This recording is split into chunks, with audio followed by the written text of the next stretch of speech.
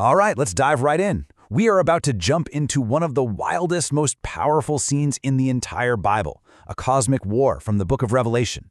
We're talking a woman literally clothed with the sun, a seven-headed dragon, and a couple of monstrous beasts. But here's the thing.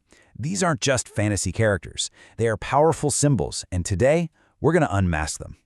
So the scene kicks off with this absolutely incredible vision. The text itself calls it a great sign, which is our first clue that we're dealing with something way bigger than a literal story. This amazing heavenly portrait, it really sets the stage for a conflict that starts in the spiritual realm but is about to spill over onto the earth. So here's the big question, right? Who are all these characters? What do the woman, the dragon, and these beasts actually represent? Well, that is exactly the mystery we're here to solve. Here's how we're going to break it down. First, we're going to meet the two main players in this spiritual war, the woman and the dragon. Then we'll follow the action down to Earth and meet the dragon's two agents, a beast from the sea and a beast from the land. And finally, we'll tackle that mysterious number everyone talks about, 666. Okay, so the war kicks off in heaven, but it's not a war with armies and weapons. It's a war of symbols. A huge spiritual struggle between two great opposing forces, and they're represented by these two figures, the woman and the dragon. So who exactly is this celestial woman? Well, the source material calls her the true mother, the bride of God. Think of her as a symbol for the faithful community of God's people all throughout history, starting with Israel and carrying right on through into the church. And all the details about her just paint this incredible picture. She's covered in heavenly glory. The sun, the moon, the stars. She gives birth to the Messiah and his followers. And even when she's being hunted by the dragon, she's given a place of safety, a refuge in the wilderness. It's also pretty fascinating that some scholars connect her to the constellation Virgo, the Virgin, up in the night sky.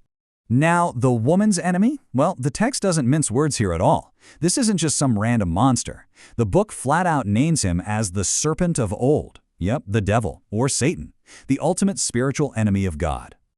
Now pay close attention here, because the dragon isn't just an enemy, he's a counterfeiter. That fiery red color, it symbolizes a false king.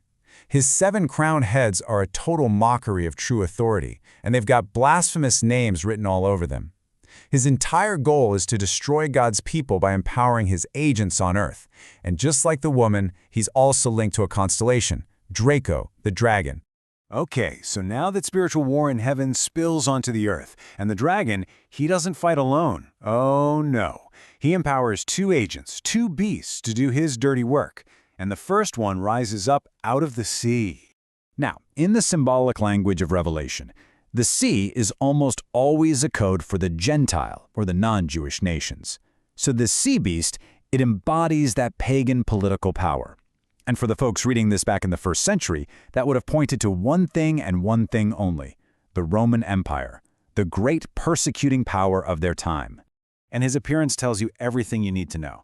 He comes out of the Gentile world, he's got the same heads and horns of the dragon, and his body is this monstrous mashup of a leopard, a bear, and a lion, all terrifying images of empires pulled straight from the prophet Daniel. But get this, his power isn't even his own. It's given to him by the dragon for one purpose, to make war on the saints. But wait, there's a second agent, and you could argue this one is even more sinister, all because of where it comes from. This is the beast that rises from the land.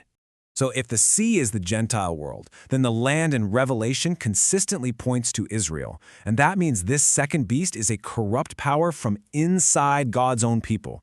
It's an apostate leadership, one that's turned its back on its own faith. This is identified as the corrupt partnership between the Herods and the high priests. And it has another name, the false prophet. You see, this beast is the ultimate deceiver. It looks like a lamb, a total counterfeit of Christ, but it speaks with the voice of the dragon. Its 2 horns represent those collaborating powers, the Herodian dynasty and the corrupt high priests. And its main job? To perform deceptive miracles that trick the people of the land into worshiping the sea beast, into worshiping Rome. So you see how they work together? The contrast is so clear. The sea beast is this external political power that persecutes. The land beast is an internal religious power that deceives. One is a threat from the outside, the other is corruption from within. And together, they form this toxic political religious alliance against God's people.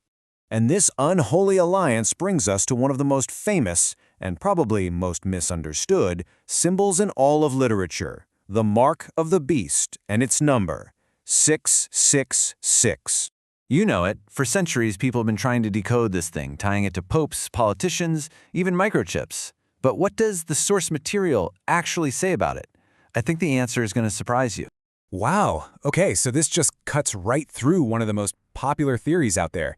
The whole idea that 666 is a secret code for the Roman Emperor Nero Caesar is, according to this interpretation, a complete mistake. The key isn't Roman politics, it's the Hebrew scriptures. It's a Jewish number, and that's where we find its meaning. So, the key, according to the source, is hiding in plain sight in 1 Kings chapter 10. The number 666 shows up as the amount of gold in talents that King Solomon received in a single year. And this happened right at the moment he began to turn away from God and his rule started to become oppressive. And this changes everything. See, 666 isn't a secret code for someone's name, it's a symbol for a type of ruler. It stands for any leader who, just like Solomon, starts out as a protector of God's people, but then falls into apostasy, using their wealth and power to oppress them instead. It's the number of political and religious authority gone totally corrupt. So, now that all the players are unmasked, we can finally see the whole picture. The battle lines are drawn between two very clear opposing sides. The community of the woman on one side and the unholy trinity of the dragon on the other. Just look at how these forces line up. On one side, you have the faithful community and her children. And on the other, you have this dark mirror of the divine. The dragon acts like a false father, the sea beast is like a counterfeit son who uses the dragon's power, and the land beast is a false spirit who deceives everyone and points them toward false worship. And this all brings us to one last, pretty challenging thought. While these symbols pointed to very specific powers back in the 1st century, the pattern they represent, well, it's timeless. You have corrupt political power that persecutes, and you have corrupt religious power that deceives. So the question that leaves us with is this: where might we see the echoes of the dragon and his beasts at play in our world today?